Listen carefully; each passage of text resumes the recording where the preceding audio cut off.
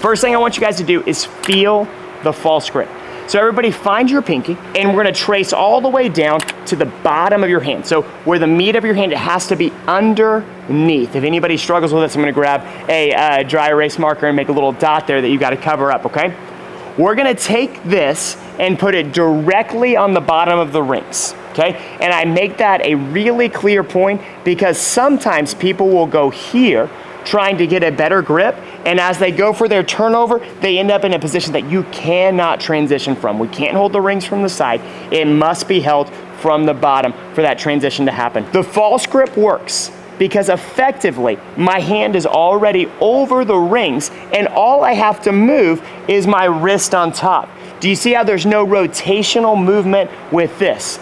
It's different than the true grip in that we're gonna have a moment of shift on the rings. The false grip, we're already on top. Here's what I want you guys to feel. We're gonna be in the false grip, so my hand's in this position at the bottom of the rings. I want elbows in tight, knuckles together. So we're gonna feel this position. And then what I want you to do is we are going to think of pushing the rings down as I look down. I can't just look down. It won't do anything. I need to think actively push the rings down as we shift into our dip position. A final thing that people get confused on is where is the bottom of my dip position? Everybody touch shoulder. If this is touching the ring, you are in the bottom of a dip position. If it's not touching the ring, you have not accomplished the dip yet. So I see people going here. You're not in the dip position. I need your shoulders touching the rings. This is my ending position. Not here, here. So one more time, false grip, knuckles kiss, elbows tight. We're here, feel this. Active pressure down as we turn on top of the rings, okay? So I've got my false grip here. My toes are directly under the rings. From this position, my knees go forward, and I'm going to sit back on my heels. So this is the position we wanna be in. When we do a strict muscle up, I do not lean forward until the rings make contact with my chest. So I'm here, pulling up and through. I want you to get to this tight position that you felt last time, and then transition through.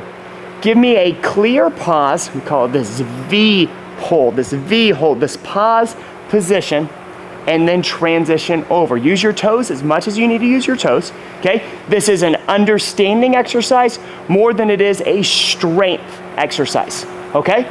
Let's go, guys. Toe, transition, repeat. We wanna feel, I'm gonna go on this one because it's more my size.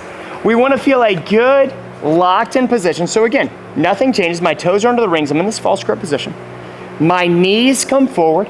I'm gonna sit back on my heels. I still want us pausing at every point. So I'm looking, I've got honeymoon knuckles here, and they're pulling, pause, okay? So I'm squeezing my elbows in tight to this position. I'm gonna actively push down as I transition, okay? But then the repeat is I'm gonna go back to my chest. The rule is I'm not allowed to leave my chest. The rings must stay actively here before we transition again, and then we'll come back down. So one more time, guys, toe transition, repeat, knuckles together tight. I'm in this position, transition, come back, feel this, hold, and transition again, yeah? Line these plates up literally on the edge of the ring. So if I drew a laser down with the edge of the rings, that's where the edge of the plate is. I need 2 of them. This is called the elevated, so I'm gonna actually go on this side because I want people to be able to see me. You guys just have my demo rings. So we did the toe assisted transition. Now we're gonna do the elevated toe transition. This is exactly the same drill, but now we're adding range of motion, okay? So I can use my legs less, and I must use my arms more. For setup, we're gonna have 2 plates or 3 plates or 4 plates. The higher you go, the more difficult it will be. We're just gonna go 2 today to feel it. Whatever plates you use, we need to adjust our rings to that spot where at a flat foot I can be in a dip, okay? So we're gonna go here, and I think that'll work for you guys because you're similar to me in height, okay? Ooh, touch tall. We'll go a little lower. Shout out Rapid Rings, right? Same idea, but now we've increased the angle. My toes are under the rings. I'm gonna have my knees track forward. My toes are now sitting on top of these plates, and so we see I've got further distance to pull. Sit back on my heels, same idea. We're pulling to our V position, pausing. I always wanna get really strong in this pause position. Transition, and then I want you to go down slowly during your negative, okay? We're going 3 reps per person, pull and pause, transition, slow, negative, down. I want to touch on a transition drill that I think is important for the strict muscle up. I also think it's beneficial for the bar muscle up and the kipping ring muscle up, and that's the Russian dip. Lily can tell you in the program, she did more Russian dips in that program than she's probably ever done in her whole entire life, ever. And I could be wrong, I don't know. There's a lot of Russian dips.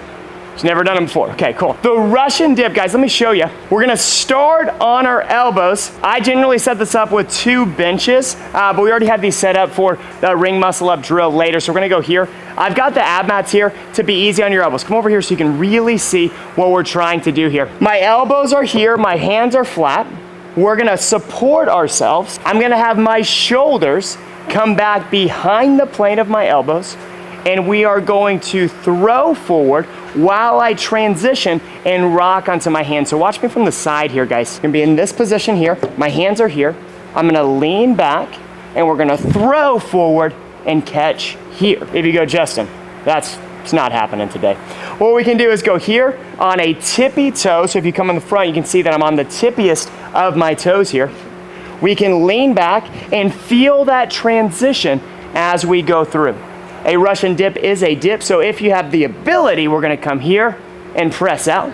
If we need to do the toe-assisted variation, use your toes on that initial press. But guys, I wanna play with this drill a little bit, okay? We've done the toe-assisted transition. We've done the elevated toe transition. This is called the box-assisted transition. The box-assisted transition.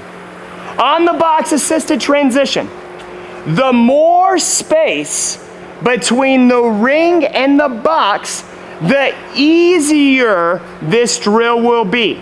So if I'm here, this is easier than this one, okay? Our goal is to get the rings as low as possible, as close to the box as possible, but we're not starting there. We're gonna start a little bit easier. I need my feet to be splitting the edge of the box like this. I want you to pretend that there's an invisible barrier coming all the way up that your knees are not allowed to cross. So I'm here. What I don't want to see is this, okay? Because it's going to do nothing for you. We are looking for bottom position, honeymoon knuckles, pull tight to my chest, and transition without my knees coming in front of the box. Did you see that? Okay, the higher the rings are, the easier it will be. Start high. I want everybody to do a rep, then lower it a notch. Then everybody do a rep, then lower it a notch. And let's see how low we can go. If my knuckles are facing together, I will not be able to straighten my arm, okay? This is a position that we can't straighten. For us to be straight on a false grip, I must rotate knuckles out. So this is my hanging position. This is actually a beneficial tool because by rotating the rings in, I'm going to naturally bend at the elbow. It's going to create an initial pull for you without having to think about pulling. So I'm here, I've created an initial pull. We go honeymoon knuckles, and I want you to touch the top of your chest in that false grip while leaning back, okay? We gotta make sure we're behind the rings. So we have a good, solid, strong false grip. I'm gonna hang down with hands here. My first motion is here. Can I touch my chest? If we have trouble touching our chest, we're gonna have trouble with the transition. So this is gonna be step one for us. Step one for us, we got 2 sets of rings, guys. Let me just see your initial pull.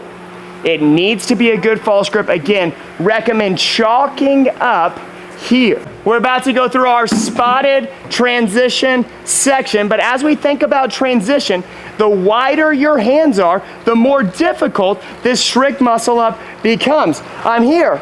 And if I pull here, I can't get over, okay? We have to be tight. Let me show you something cool when we understand this good, strong position. Positions matter, okay?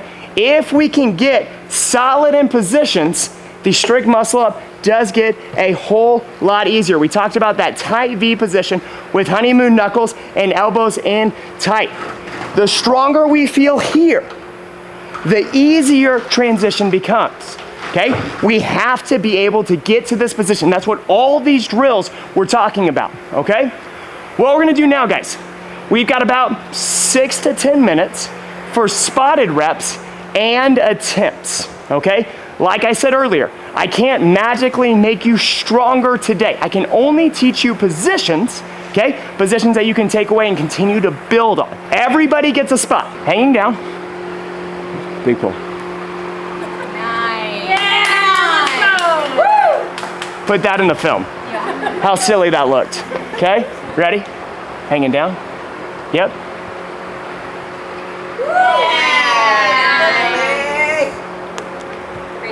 Guys, I don't want to plug my Strict Muscle Up program, but I'm just saying, like.